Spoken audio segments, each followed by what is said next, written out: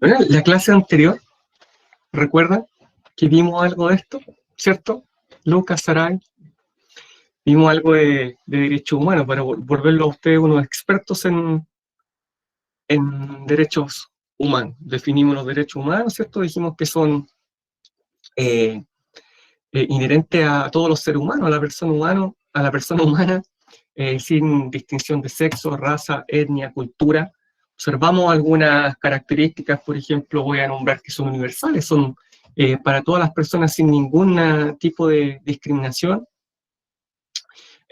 son imprescriptibles, ¿cierto? No son un yogur, no vencen nunca, son indivisibles, complementarios, uno se vincula al otro y no podemos renunciar a ellos. Además son progresivos de acuerdo al periodo histórico en el que estamos viviendo, esto lo vimos luego en la siguiente diapositiva. Esto surge, ustedes recuerdan esto, surge con la Segunda Guerra Mundial, con los horrores de la Segunda Guerra Mundial, sobre todo luego de la liberación de los campos de exterminio que tenía el régimen nacionalsocialista, donde se encerraba y se exterminaba a gran parte de las minorías étnicas y religiosas y disidencias políticas, ¿ya? Tales como gitanos, comunistas, socialistas, intelectuales, judíos, personas consideradas inferiores en cuanto a la raza, en cuanto a la etnia. Por lo tanto, surge esta necesidad de realizar una declaración internacional universal de los derechos humanos. En 1948, a partir de la consolidación y establecimiento de la Asamblea de las Naciones Unidas, que perdura hasta el día de hoy. Y es gigante esa declaración, la tiene ahí la señora Eleanor Roosevelt, esposa del expresidente de Estados Unidos durante la Segunda Guerra Mundial, Franklin Delano Roosevelt, ante el horror, ¿cierto?, de la Segunda Guerra Mundial. Y le indiqué que habían de primera, segunda, tercera generación y probablemente de cuarta, y en la primera generación están todos estos derechos civiles y políticos que se exigen comienzan a aparecer durante la Ilustración. Derecho a voto, derecho a la vida, a la integridad física y las libertades fundamentales, derecho a transitar, a la libertad de movimiento, a la libertad de culto. Y también hablamos que esto, cómo se vinculaba a Latinoamérica, era necesario porque recién en 1898 se acaba la esclavitud en Cuba. Es una familia de esclavos que trabajaban en un cañaveral de azúcar en Cuba, miren, 1898. Luego lo de segunda generación, derechos económicos, sociales y culturales, que surgen ante la necesidad de satisfacer estas necesidades de las familias que sufren las consecuencias de la cuestión social, de lo que ya hablamos, ¿cierto? Y aquí tenemos todos estos derechos de educación, vivienda, sindicalización, trabajo, salud, y de los cuales se hace cargo en la segunda mitad del siglo XX el estado de bienestar, ¿cierto? Con un alto gasto en todas estas áreas clave. La escuela, los mineros, la votación de mujeres en Chile, ¿cierto? Década de los 50, recién las mujeres pueden votar. Y finalmente, tercera generación, que corresponde a derechos colectivos solidarios, ¿cierto? Que buscan la implementación de nueva energía, que mantengan un desarrollo sustentable y sostenible para dejar a las siguientes generaciones algo, y no extraerlo todo, nosotros, mi generación, o dejarle algo a la generación de ustedes, ¿ya? Ya.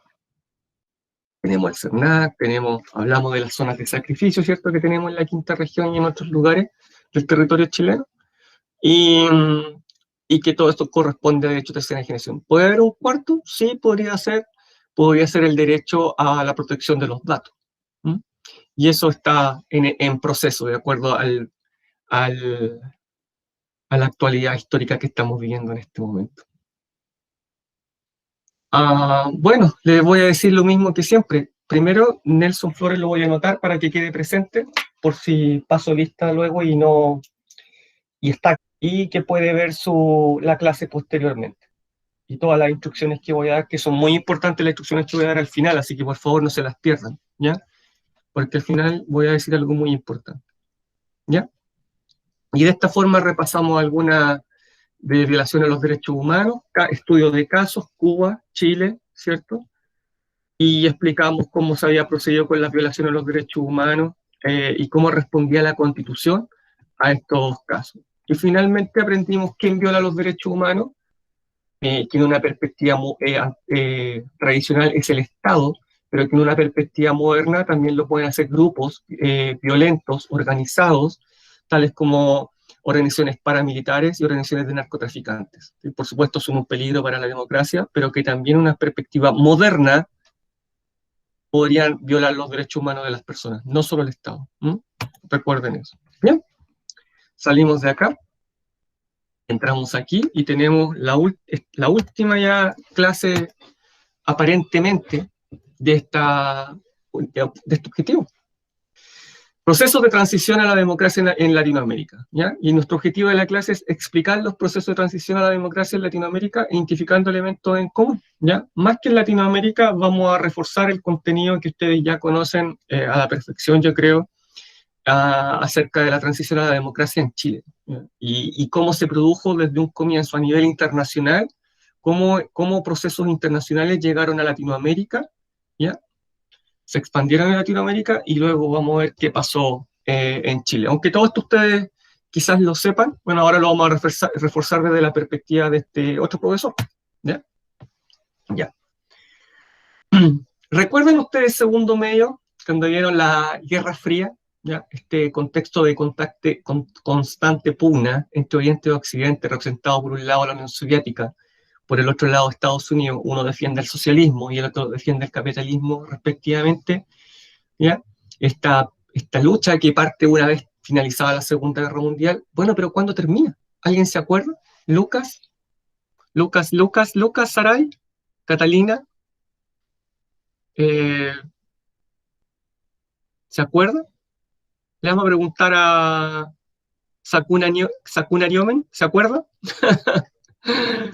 ¿Alguien se acuerda, Francisca? ¿Se acuerdan cómo termina esto? ¿Cómo se acaba? Porque esto se acabó. Hoy día no hay Guerra Fría. No hablamos de Unión Soviética. ¿Alguien recuerda? No hablamos de este enfrentamiento entre Oriente y Occidente.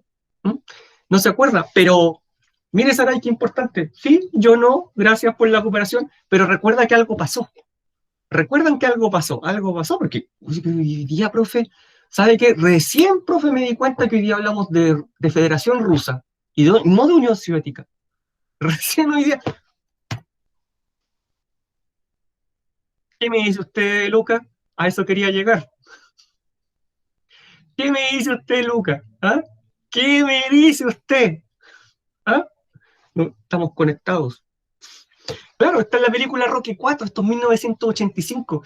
Y Rocky, Sylvester Stallone, conocido Rambo, ¿cierto? Ya, los indestructibles, Iván Drago, ya un actor sueco que se llama Dolph Lundgren. Y este es el enfrentamiento, si esta película, el trasfondo es la Guerra Fría, es el enfrentamiento constante entre Oriente y Occidente, y digamos quién gana. Por supuesto, en la película norteamericana, Occidente derrota a Oriente, si toda la película gira en torno al capitalismo versus el socialismo, y el capitalismo es el que derrota al socialismo y lo derrota a domicilio, lo derrota allá, en Moscú, allá gana Rocky, que le pega a Iván Drago cae ahí por nocaut, ¿ya?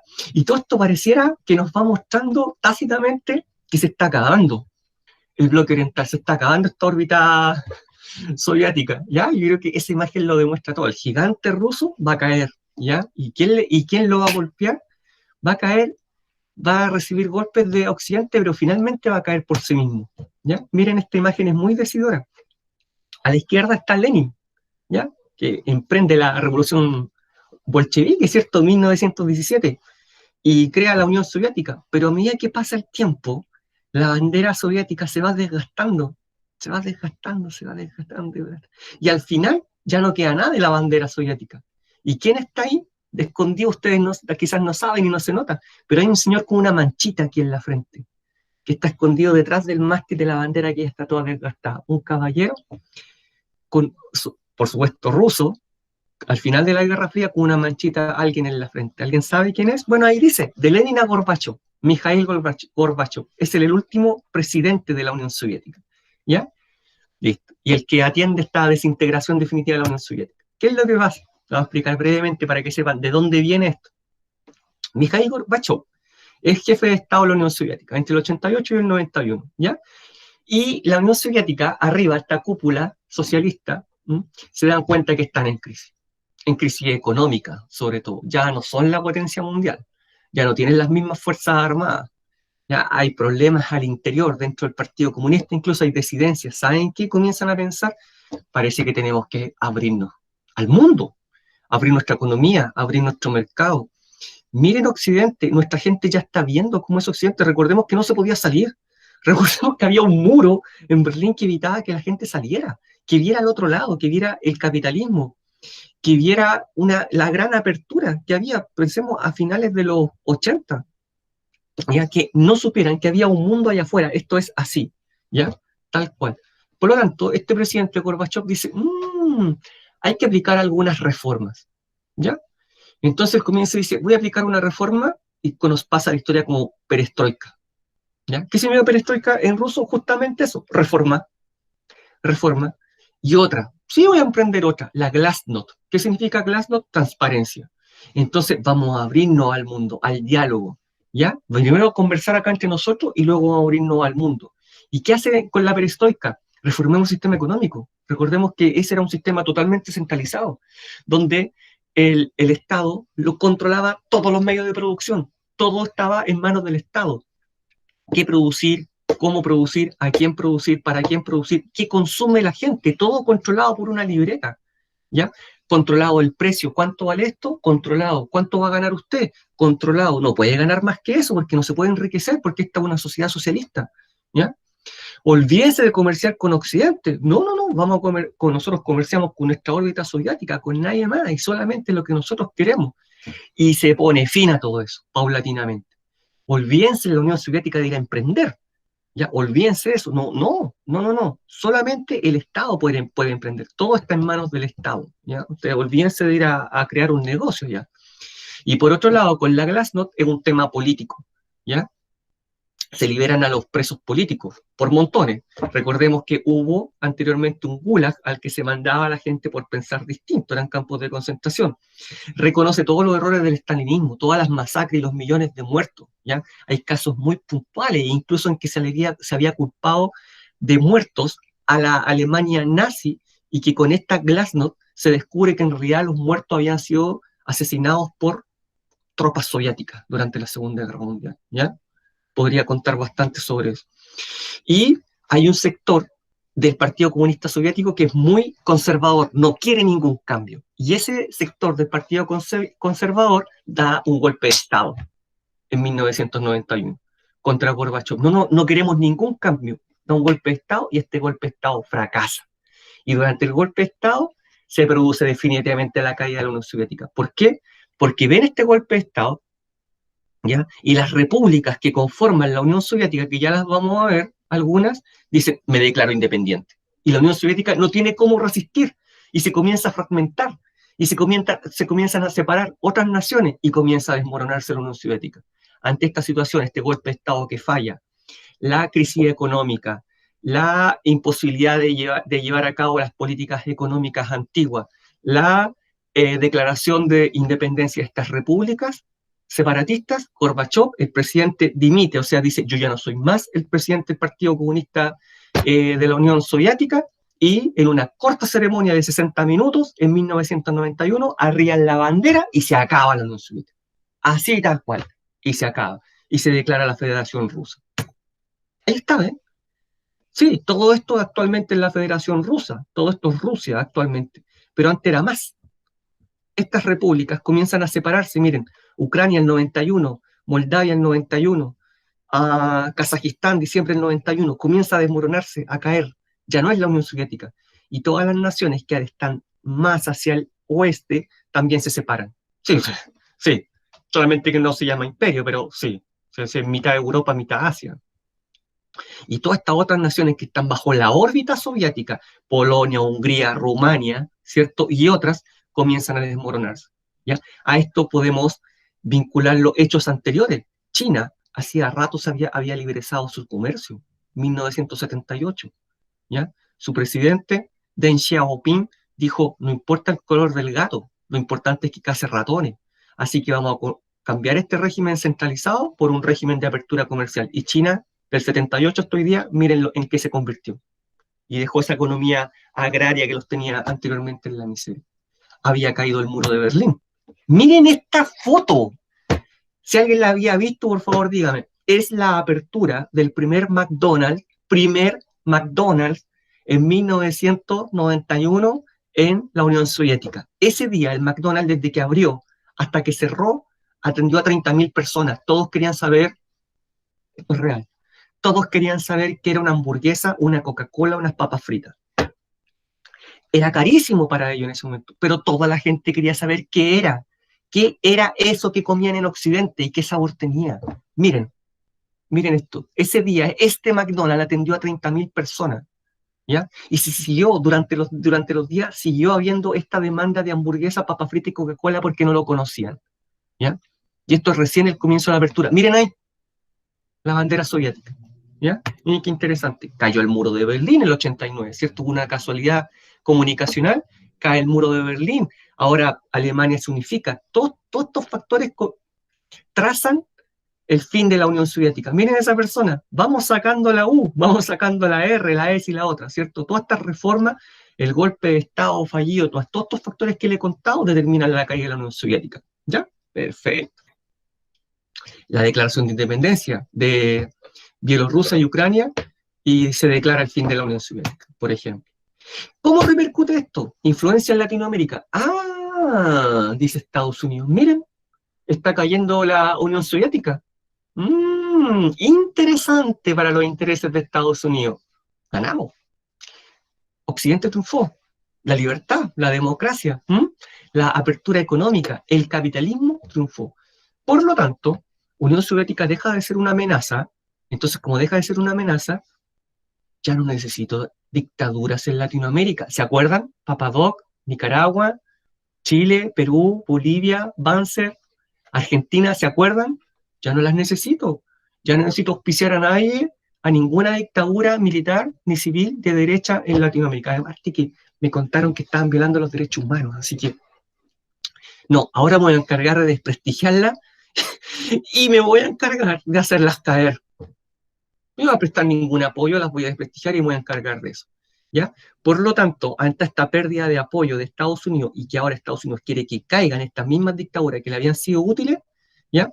Comienzan a transitar lentamente a la democracia estas dictaduras en Latinoamérica. Ahí tenemos, desde antes, Bolivia 78, Chile recién el 90, Argentina el 83, les expliqué qué había pasado, tuvo que ocurrir una guerra para que cayera la dictadura, Brasil el 85, Paraguay tardíamente el 89, Uruguay el 85 y otras, ¿ya? Esto es lo que pasa.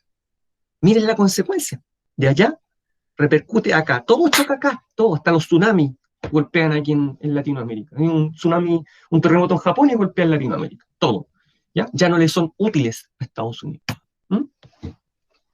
Entonces, estas dictaduras comienzan a recibir la condena internacional, tal como, por ejemplo, vinieron hace poco, 2019, ONG, pero pudieron entrar a Chile, venir a investigar, ¿cierto? Porque en Chile hay un Estado de Derecho, por ejemplo, Human Rights Watch. Bueno, en ese tiempo se hacía bastante escondida y se condenaba a través de la disidencia política. Olvídense de que llegara aquí una ONG y realizara su propia investigación. No, desaparecían. ¿Ya? ¿Y a cargo de quién se hacía esto? Los chilenos exiliados. Los chilenos que tuvieron que irse obligadamente de Chile llevaron a cabo las actividades de disidencia y de resistencia y de denuncia, sobre todo hacia la dictadura. Por eso, por ejemplo, tenemos este panfleto aquí en inglés. Stop Torture in Chile, ¿ya? Protesta en Chile frente a la embajada, ¿ya? Llama a protestar frente a la embajada. ¿Ya? ¿Pero dónde? En un país de habla inglesa. ¿Ya? ¿Podría ser Estados Unidos? Sí, podría ser. Se dan cuenta, de esta forma se va llevando a cabo. Además, también hay acusaciones llevadas a cabo por Naciones Unidas y la OEA, ¿ya? Que expresan la crítica continua a la dictadura y a las violaciones a los derechos humanos. Por lo tanto, todas las dictaduras comienzan a sucumbir, ¿ya? Poco a poco, lentamente, ante toda esta presión, gran presión internacional que comienza a haber, ¿ya? Un hecho, vengámonos a Chile, un hecho muy importante en esto. Esta persona, Orlando Letelier, ¿ya? Era un político que había sido ministro del presidente Allende y fue detenido. Estuvo detenido en ese campo de concentración que le mostré en el sur de Chile, en Isla Dawson, en un río chico. Luego fue dejado en libertad y se exilió en Estados Unidos. Y llevó a cabo todas estas maniobras de resistencia, de denuncia, ¿cierto?, a violaciones a los derechos humanos desde Estados Unidos. Evitó incluso préstamos en dinero de algunas naciones de Estados Unidos. Y decían, no, pero ¿cómo le van a prestar dinero si allá se violan los derechos humanos? Todo una gran actividad, ¿ya?, contraria al régimen dictatorial. Don Orlando Letelier. Bueno, un día, buenos días, profe, disculpe la tardanza, disculpe la demora. Sí, Nicole, no hay problema. Lo mismo de siempre, no hay problema. La clase empezó hace aproximadamente 15 minutos, está siendo grabada, y lo importante es que esté aquí con nosotros. Estamos viendo las transiciones a la democracia, ¿ya? Ya. La caída de la Unión Soviética y cómo repercute aquí en Chile las transiciones a la democracia. ¿Ya, Nicole? Entonces este caballero, don Orlando Letelier, lleva a cabo toda esta actividad en Estados Unidos, y un día él va saliendo de su oficina o de su casa, en realidad no recuerdo y no importa ese detalle, y va con su secretaria. Su secretaria es ciudadana norteamericana. Ahí hay un gran detalle. Su secretaria es ciudadana norteamericana, se llama Ronnie Moffitt. Se suben al auto y el auto explota y mueren los dos. Le habían colocado una bomba, ¿ya? Una bomba controlada por control remoto. Listo. Este hecho causa un punto de inflexión. ¿Por qué? Porque permite que Estados Unidos le da la excusa a Estados Unidos para ahora rechazar completamente la dictadura del general Pinochet. ¿Ya? Eso es lo que pasa. ¿Ya? ¿Por qué? Porque además no solamente se cometió un asesinato de este ex político chileno, ¿ya?, sino que murió una ciudadana norteamericana, ¿ya? Y ese es el hecho principal. No solo eso, sino que no se los traigo aquí, sino que, por ejemplo, Chile tenía aviones de guerra, la Fuerza Aérea, Hawker Hunter, ¿ya? Y fue torturada una ciudadana inglesa. Los Hawker Hunter son de nacionalidad inglesa, ¿ya? Listo. Entonces, cuando se mandaron a reparar por mantenimiento los motores de los aviones Hawker Hunter a Inglaterra, los trabajadores de la empresa de la Hawker Hunter se negaron a repararlos. ¿Por qué? Porque se había torturado a sus ciudadanos ingleses. ¿Ven? Y esas eran formas de presión. Entonces Chile se vio obligado a mandar a reparar los aviones a otro lugar a un costo más alto. Medidas de presión, ¿ya? Problemas diplomáticos, ¿ya? Este principal problema diplomático fue bastante grave, causó bastante conmoción. Incluso dice ahí, usan la muerte de Letelier contra Chile como si fuera una excusa. No, en realidad este caballero fue asesinado, y fue asesinado por orden de la dictadura del general Pinochet. Eso está muy bien documentado hoy día, y a ustedes, si les interesa el tema, lo pueden leer. Él fue asesinado en Washington, Estados Unidos, en 1976, con una ciudadana norteamericana. Esto causa el punto de inflexión, como le acabo de decir. Por otro lado, Chile se vio en una serie de problemas fronterizos, ¿ya? Graves, en realidad gravísimos. Primero con Perú y Bolivia, y luego con Argentina, en 1978, que nos tuvo al borde de la guerra, ¿ya? Realmente al borde de la guerra. O sea, las escuadras estuvieron a punto de encontrarse y de combatir el 22 de diciembre de 1978, o sea, a minutos, ¿ya? A minutos. Estas eran las reclamaciones que habían en el momento. Estas tres islas se llaman Picton, Nueva y Lennox, ¿ya? Para ahora les voy a contar que yo estuve en esta isla, viví en esta isla Navarino. Aquí viví 2 meses, y en una de estas islas viví 2 meses también, ¿ya? Y en el Cabo de Oporto, acá abajo, estuve un par de semanas. Bueno, estas tres islas son chilenas. En 1978 eran de soberanía chilena también, pero Argentina reclamaba esta división, ¿ya? Esta división. Primero, esta división roja, bueno, las tres islas quedan en territorio chileno. Posteriormente dice, sí, es muy bonito, Francisca, allá donde acabo de nombrar, en realidad espectacular, porque éramos 2 personas. 2 personas, la isla completa, 2 personas, casi como el náufrago, 2 personas, toda la isla, ¿ya? Durante meses. Otro día le puedo contar, ¿ya? Y luego que esta línea verde dijeron, pero estas 2 islas son nuestras. Y mire la última reclamación, ya luego esta media morada estas 3 islas son nuestras. Y luego, no, de aquí para acá es argentino y de aquí para acá es chileno. Y Chile dijo, aguanta. ¿Ya? Pero Chile estaba en una situación tan desmejorada militarmente por todos los problemas que tenía la dictadura. Pues nadie le vendía armas, ¿cierto? ¿Ya? Que estaba en una situación muy desmejorada, o sea, muy desmejorada. Chile estaba en una situación militar muy precaria ante la amenaza argentina. Como les digo, la guerra estuvo a punto de comenzar a finales de diciembre de 1978 y afortunadamente intervino el Papa Juan Pablo II. No sé si lo recuerdan, ¿ya? No de la generación de ustedes, pero sí de la mía. Él intervino y evitó la guerra, ¿ya? Y mandó un representante y dijo, atrás sin golpe, ¿ya? Y finalmente se firmó un tratado de límite que terminó aproximadamente en la línea roja, ¿ya? Y las 3 islas, afortunadamente, son soberanía chilena, y el canal Beagle, que es el que está acá, quedó mitad argentino y mitad chileno. No podíamos hacer otra cosa en la situación en que nos encontrábamos. Bueno, esto también son factores, van minando, ¿cierto? El prestigio de la dictadura, y eso que esto era, le estoy hablando de 1978, o sea, todavía para la transición falta bastante. O otro factor, vamos juntando los factores, crisis de la deuda latinoamericana. Mire, esto es un buen ejemplo de cómo rebotan las cosas aquí en Latinoamérica. En la década del 70, a mitad de la década del 70, hubo una guerra allá en Medio Oriente, ¿ya? Israel contra 3 diferentes países, una coalición de países árabes, la guerra del Yom Kippur, ¿ya? Bien, la guerra la ganó Israel.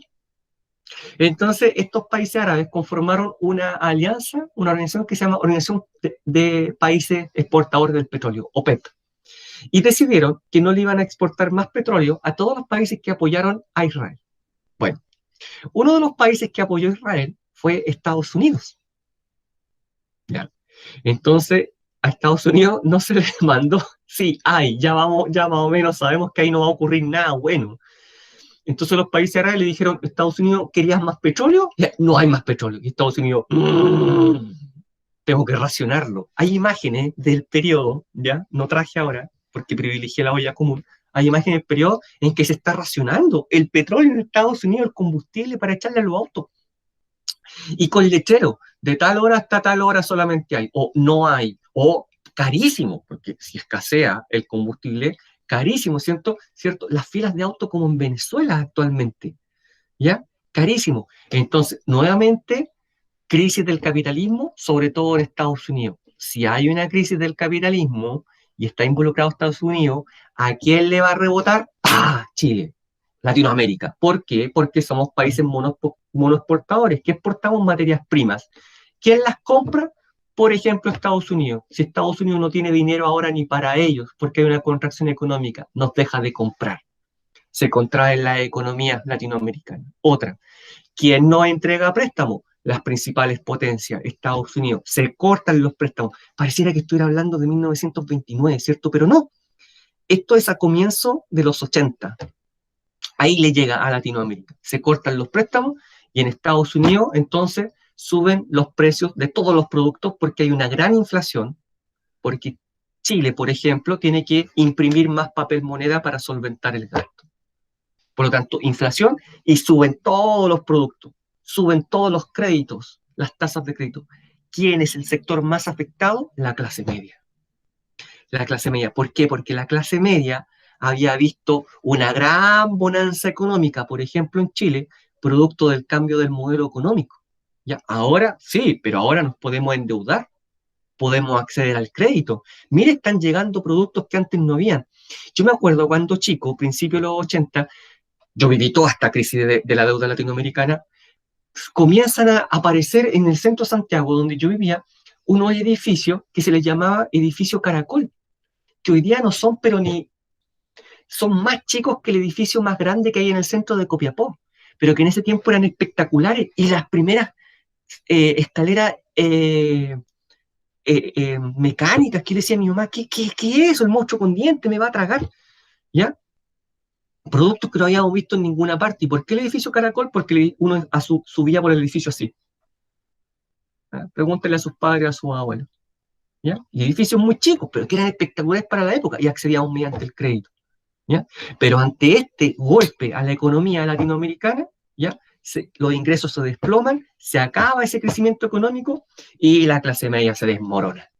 Se desmorona. Son impagables las deudas. Y esto afecta a todo Latinoamérica, ¿ya? Y este es el motivo de una gran crisis de los 80. Miren las ollas comunes, esto es real, ¿ya? Esto es real, no es un fenómeno de ahora, no es un fenómeno de 1929, es un fenómeno que se ha seguido reproduciendo. Quedamos en la ruina, ¿ya? Quedamos en la ruina. O sea, yo les digo, de verdad, yo en este tiempo pasé hambre, pero hambre de verdad, ¿ya? Yo creo que este periodo supera como crisis al periodo que estamos pasando actualmente, ¿ya? Por lo tanto, ante esta gran crisis económica surgen las protestas nacionales, protestas, llamados a protesta a nivel nacional, ¿ya? Pero grandes protestas, o sea, gigantes protestas, no como la del 1.000.000 de personas del año 2019, porque pensemos que la represión era brutal, realmente brutal, o sea, no había derecho a reunirse. Ya, a ese extremo llegamos, no había el derecho, no estaba el derecho fundamental a reunirse, a protestar, a juntarse en la calle, no, no había, y esto siempre terminaba mal, con muchos muertos de por medio, y con mucho, la década en las jornadas de protesta aproximadamente del 80 hasta el 88, aproximadamente, ¿ya? Y continuamente, Nicole, uno encontraba estos panfletos, yo iba de la mano con mi mamá y me decía, Jorgito, no, no, no, no, no, no, pero ni que me acercara a los panfletos, porque si yo recogía uno y me lo llevaba a la casa y el vecino que era el informante del sector me veía entrar con el panfleto, llamaba a los carabineros, allanaban la casa y encontraban el panfleto adentro, todos detenidos. Esto era así, ¿ya? No, no, no, olvídense de recoger esto. Yo los miraba y me llamaba mucho la atención porque algunos tenían muchos colores. Julio 12, proteste, caceroleo de 20 a 22, el fenómeno es muy antiguo.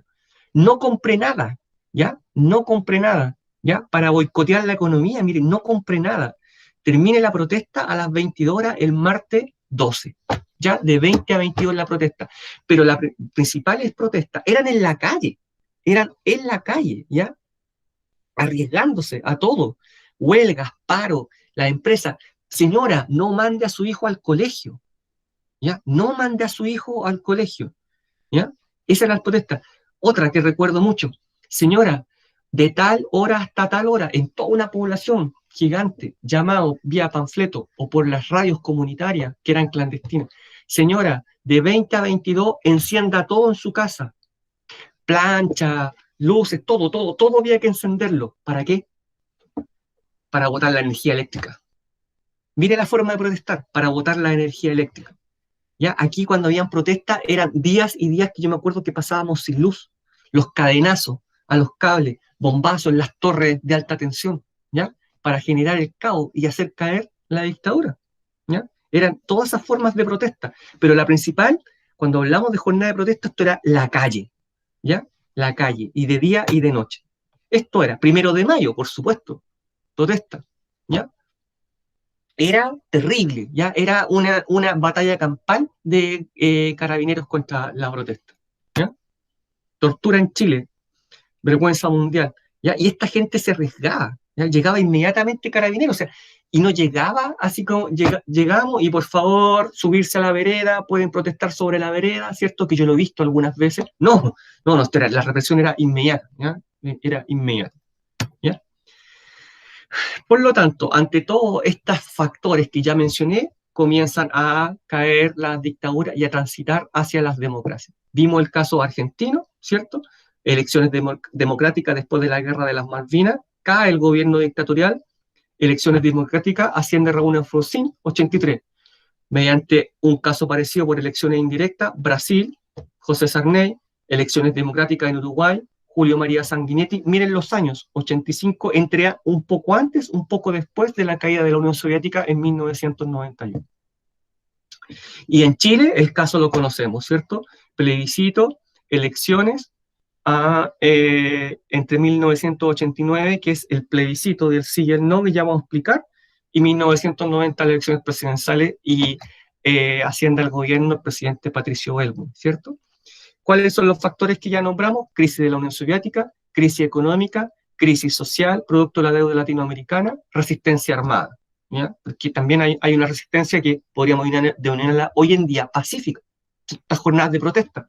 Pero también había una resistencia armada, por ejemplo, podemos nombrar el Frente Patriótico Manuel Rodríguez, del caso chileno. ¿Ya? No, aquí nos referimos al caso chileno. ¿Bien?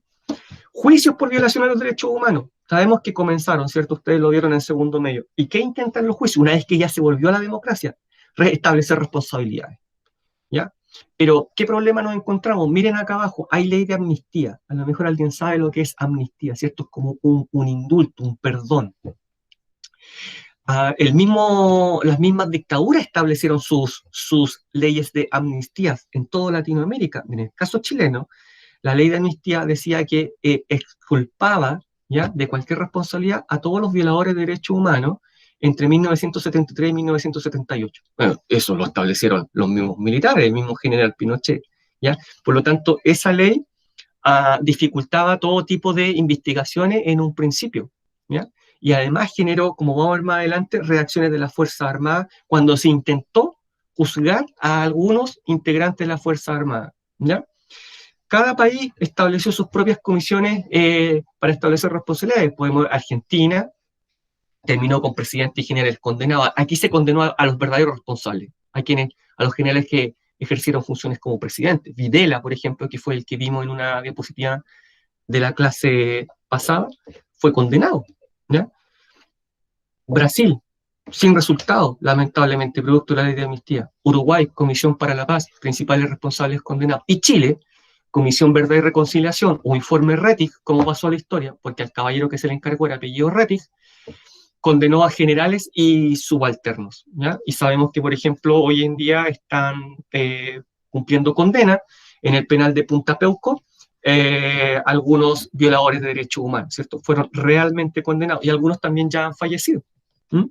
Pero se establecieron comisiones de investigación. ¿Mm? Y aquí ya vamos cerrando. El caso chileno. Se restableció la democracia de la siguiente forma. La misma Constitución, ¿ya?, a través de sus leyes transitorias, decía que debía establecerse un plebiscito en 1988, que debía determinar la continuidad o no del régimen dictatorial del general Pinochet. ¿Seguía o no seguía de presidente? ¿Qué se hizo? Vamos a llamar a un plebiscito. La gente va a votar sí, que quiere que el general Pinochet continúe, va a votar no, que el general Pinochet no continúe y hayan elecciones democráticas presidenciales.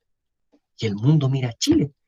Un dictador va a transitar probablemente democráticamente a la democracia. ¿Esto es real? Bueno, esto es real.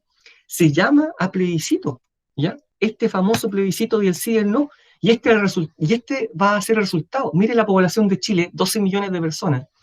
Inscritos, 7.400.000. Votantes, 7.297% de participación. Nunca antes visto. Yo creo que nunca después, ¿ya? Nunca antes visto. Resultado, gana el no por el 55% y pierde el sí el 44%. Hay elecciones presidenciales, ¿ya? Triunfa el no, gobierno acata triunfo del no. ¿Por qué esto? Porque está la duda, si gana el no, ¿lo van a aceptar las Fuerzas Armadas? Y si hay un autogolpe de Estado y continúa la dictadura por 10 años más, ¿qué va a pasar? La gente al otro día, yo esto lo viví, no salí a la calle por temor. Y si los militares están en la calle, esa misma noche los militares se retiraron a sus cuarteles, porque algunos comandantes en jefe de las Fuerzas Armadas, excepto el general Pinochet, comenzaron a aceptar la derrota. Y públicamente lo dijeron en la prensa. Si no, vean una entrevista al general Matei, Fernando Matei, ¿ya?, en que él acepta esa misma noche el triunfo del no. Y la gente esa misma noche sale a la calle temerosamente. No hay carabineros en la calle, no hay Fuerzas Armadas en la calle. ¿Y qué pasó? Bueno, ganó el no y el gobierno aceptó el triunfo del no, ¿ya? Entonces hay elecciones presidenciales y se presentan estos candidatos, ¿ya? El Cambio, Patricio Aylwin, por la concertación de partidos por la democracia. Hernán Vigi, la continuidad, por la UDI. Y Francisco Javier Errázuriz, que se declara un liberal socialista chileno, pero en realidad es un independiente. Y gana don Patricio Aylwin, ¿cierto? Y en 1989 se llevan a cabo y él obtiene el 55% de los votos versus el resto de sus contrincantes. Comienza, ¿ven?, este proceso de transición a la democracia en Chile de esta forma.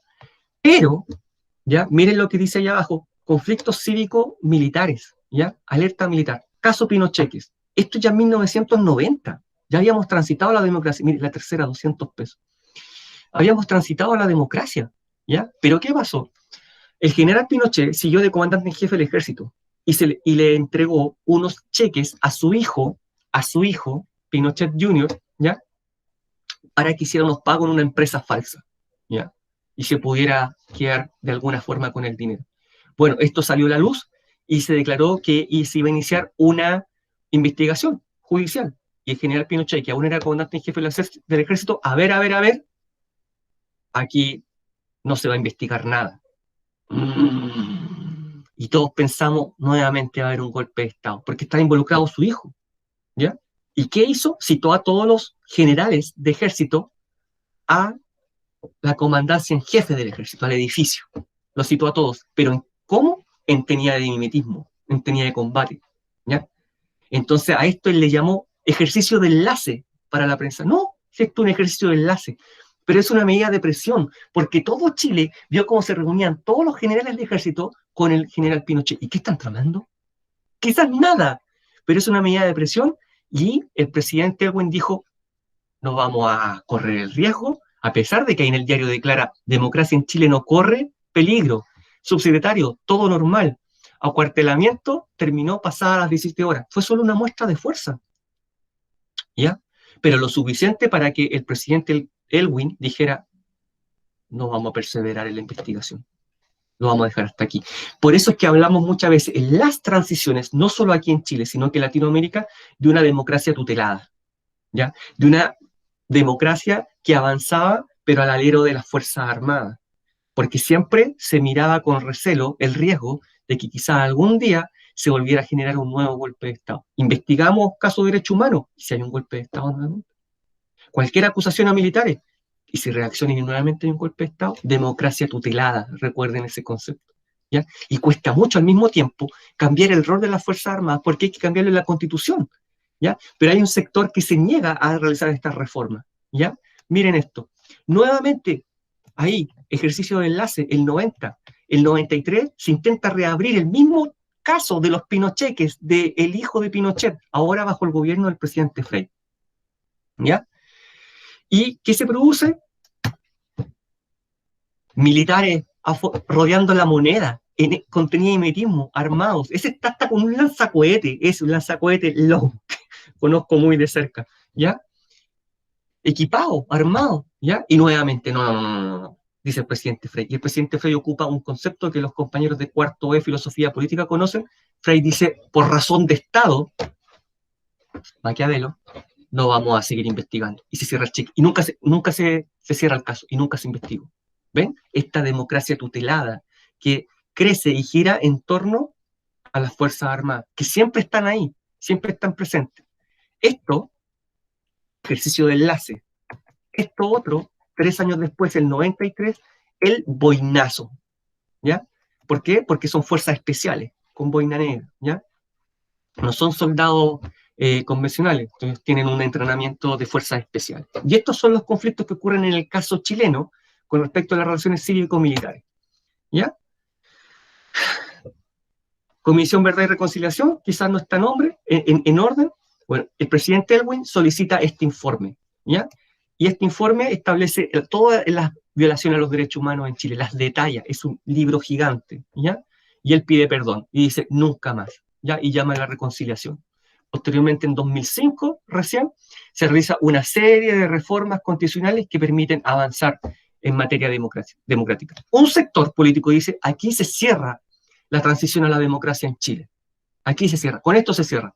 Y dice, esta constitución ya no es la constitución del 80 de Pinochet, está completamente reformada, cambiada, no es la misma. Se cerró un ciclo, dice, pero otro sector dijo que no. Y una mayoría en Chile, a través del ejercicio de la soberanía popular, dijo que no. Dijo que este proceso termina ahora, ¿ya? Que este es el comienzo del fin del proceso. ¿Y cuándo va a terminar este proceso? Quizás en 10 años más los historiadores digan que este proceso finalizó el día que se promulga la nueva Constitución. ¿Qué me dicen ustedes? Tenemos nuestra síntesis, ¿ya? General Manuel Contreras, violador de los derechos humanos en Chile, y sus 529 años de cárcel, no cumplió todo, por supuesto, falleció. Y tenemos ahí a los presidentes que nos llevaron a la transición a la democracia. Ricardo Lagos, Michelle Bachelet, Sebastián Piñera, Patricio Elwin, ya fallecido, y Eduardo Frei. Esa tarea no se hace, solo es reflexión. ¿Crees que el proceso de transición a la democracia ha finalizado en nuestro país o aún quedan problemas por resolver? ¿Justifica tu respuesta? Bueno, lo pueden conversar con sus familias. Sería bastante interesante para algunos. ¿Ya? Eso los convierte en ciudadanos críticos. ¿Mm? Bien. Comentarios, dudas, preguntas, consultas. ¿Qué les pareció? Interesante, fome, aburrido, lo sabían, se acordaban, no lo habían visto en segundo medio, no se lo habían recordado el año pasado en tercero medio, que también hay que recordarlo. ¿Mm? Interesante, bueno, al menos a mí encuentro que el tema no se acordaba, pero lo habían visto. ¿Ya? Pero es interesante, Francisco. Miren esto, ¿ya? Miren esto. Aquí tenemos historia cuarto A, esto es inherente para todos los cuartos, ¿ya? Para todos los cuartos. Primero tenemos nuestras 3 actividades formativas que se cierran el 20 de mayo, ¿ya? Pero para muestra un botón. ¿Cuántos lo han mandado? 0. ¿Y qué están esperando? No sé. Entonces, ¿qué pasa? Que el 20 de mayo en la noche le van a escribir al profesor y le van a preguntar, profesor, ¿cómo se hacía esto? Gracias, Nicole. ¿Cómo se hacía esto, profesor? ¿Cómo se hace esto? Explíqueme cómo se hace esto y con qué PPT se resuelve la actividad. A ver, que ahí está. Ahí está. Abramos la 3. Ahí está, pues. Nadie la ha hecho. Si ¿qué estamos esperando? No sé, díganmelo ustedes. ¿Ya? O sea, ¿cómo no van a ser capaces de resolver una actividad en 5 minutos? ¿Ya? Porque el 20 de mayo, yo insisto, mi intención hasta ahora es cerrarlo. Pero ¿qué pasa? Que ustedes, si el profesor lo va a abrir igual. ¿Ya? No es serio. Eso no es serio de un joven de 17 años o 18 años que el próximo año va a estar en la U. ¿Ya? Y esto a mí me causó bastante conflicto con las actividades pasadas. Háganla, están para eso. Es la única forma que comprendan que tienen derechos y deberes y se conviertan en ciudadanos críticos. Si no, mañana salen del colegio y les aseguro que van a seguir al rebaño. Eso es lo que pasa. Eso es lo que pasa. Y van a seguir a cualquier iluminado que les da un discurso en la televisión, en los matinales. ¿Ya? Hagan la tarea. ¿Ya? La primera actividad se hace con el primer PPT. Segunda actividad, segundo PPT. Tercera actividad, tercer PPT. Los que se encuentran aquí en videoconferencia. ¿Ya? Y si tiene alguna duda, me pregunta. Y este mismo panorama lo puedo observar en todos Historia 4A, Historia 4C, Historia 4E. Ahora, esto está siendo liberado y se los voy a mostrar. Dice apunte visual. Está cargado en 4A, 4E y 4C, en los 3 cuartos medios de historia. Lo pinchamos, ustedes lo pinchan, ya está visible, y se van a encontrar con una carátula, indicadores de evaluación. ¿Ya? Lo pueden analizar. Luego pinchan aquí donde dice evaluación sumativa, electivo de historia 3 y 4, medio ACE, y se les va a abrir. Y lo levantan. Y se abre un Word. ¿Ya? Esto está configurado en la actividad tarea, como si fuera una actividad, pero esta es la prueba. Les estoy mostrando la prueba. Así que mucha atención. ¿Ya? Listo. Acá están los indicadores de evaluación, cuánto puntaje vale cada pregunta. ¿Ya? Luego viene la tabla de especificación. No creo que todo eso les interese tanto. Luego el objetivo, contenidos, indicadores de evaluación, ¿ya? Y aquí comienza la actividad. Instrucciones. Tienen que hacer un apunte visual. Están todas las instrucciones aquí, ¿ya? Luego ustedes siguen bajando, no las voy a leer por tiempo. Luego están todos los contenidos que deben entrar en el apunte visual aquí, ¿ya? Todos los contenidos del apunte visual están ahí. Todo eso debe estar dentro del apunte visual. La formalidad. Tamaño de la hoja, carta u oficio. ¿Quiere comprar una de bloc más grande? Puede. ¿Quiere unir 2 o más hojas de tamaño oficio o carta? Puede. Profesor, no tengo nada, ¿lo puedo hacer en el cuaderno? ¿En una hoja del cuaderno? Puede. ¿Ya? Mientras quede claro, puede. No hay ningún problema. Acá está el apunte visual. Tips, toda la estructura, todo lo que pueden usar. ¿Ya? Y les presento 2 ejemplos. Este debe ser el resultado aproximado, no menos que esto. Eso es el apunte visual. ¿Ya? Es un Academia Play, pero hecho a mano, en una hoja, con un lápiz como este, para que puedan ir borrando, y una goma como esta otra. ¿Ya? Y después aplican color, polvo de unicornio, estrella, stickers, caritas felices, y todo eso puede servir. ¿Ya? Y aquí tienen otro ejemplo, que es más sencillo, pero que también es válido, y pueden hacer una mezcla de los dos. Siria. ¿Ven?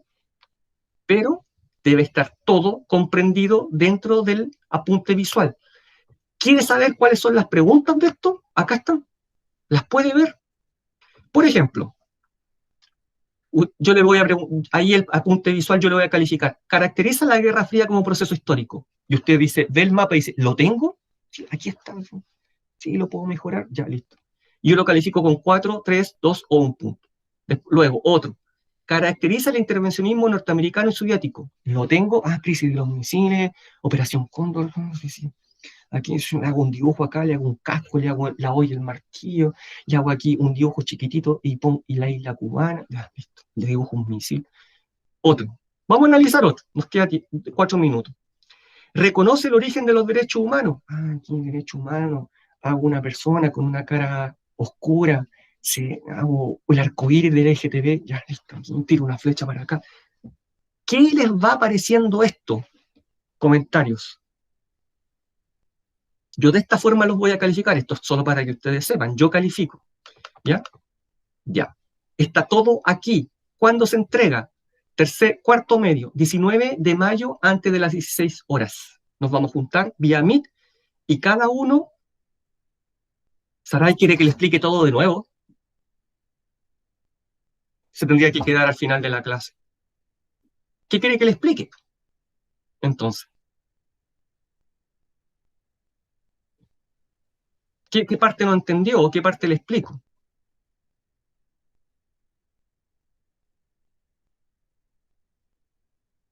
Saray, lo que se hace, ya, vamos a ir para allá.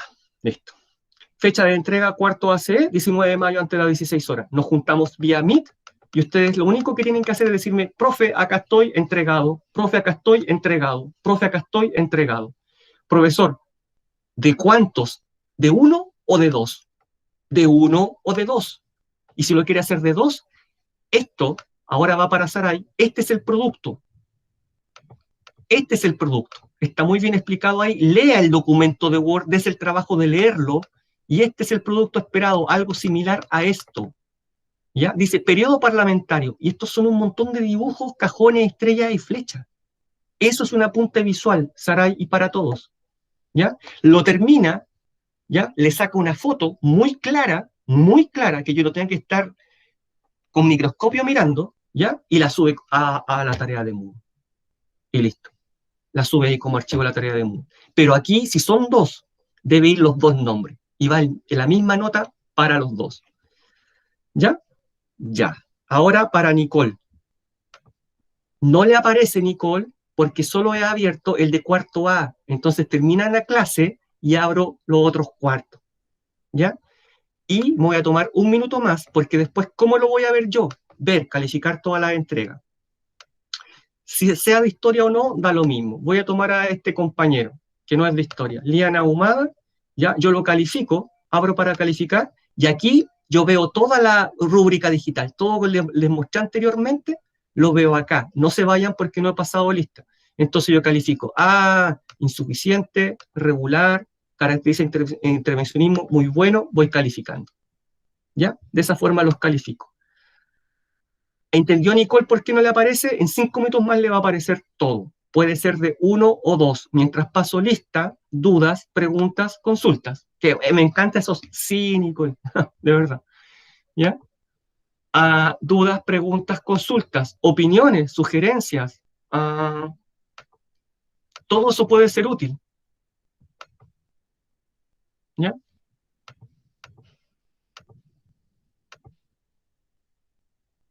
¿Les parece más complejo que una prueba y estudiar de memoria los PPT? Claro, claro. Además que es mucho más abierto. O sea, el profesor puede proporcionar más puntaje. En cambio, si se equivoca en un verdadero o falso, una alternativa, no hay vuelta atrás. ¿Ya? Espero, por favor, que ese día me lo entreguen. Me lo entreguen. No quiero estar jugando al corre que te pillo porque me entreguen prácticamente un dibujo, ya que apela al conocimiento, al entendimiento y la comprensión. ¿Ya? Y quiero que quede espectacular. Ahí todo vale. Pueden buscar un montón en internet bajo el nombre de apunte visual o sketchnote. Y además puede ser de dos, con los dos nombres claramente puestos ahí en la hoja.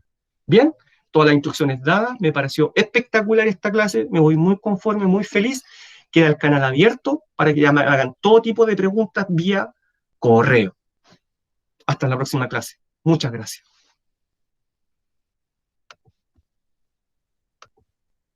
Chao, Fran, que le vaya súper bien.